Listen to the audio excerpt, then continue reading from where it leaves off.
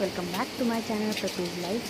तर आज सकाळी उठल्या मस्त असं बाहेर वातावरण झालं होतं, खूप छान असं पाऊस पडत होता, थंडगार वातावरण झालं होतं कारण बरेच दिवस झाले खूप जास्त गरमी होती।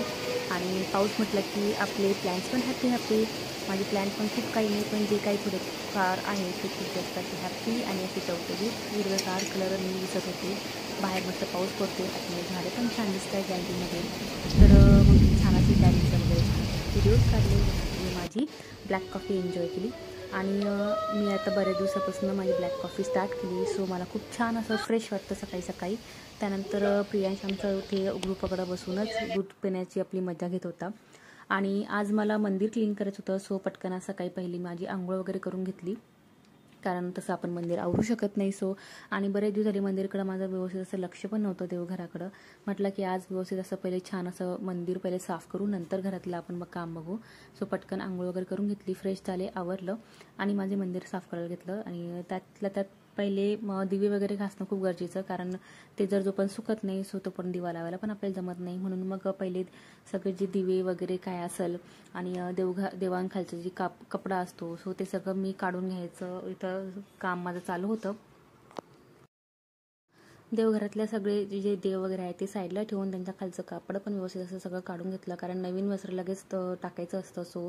म्हणून मग पहिले जुनं कापड मी धुवायला घेतलं आणि माझी जे देवघरातली जी भांडी आहे दिवा वगैरे ते पण घासायला घेतले। आणि हे दिवे तेलाने खूप जास्त चिकट होतात, सो ते पटकन निघत पण नाही, म्हणून मी पितांबरी यूज करते।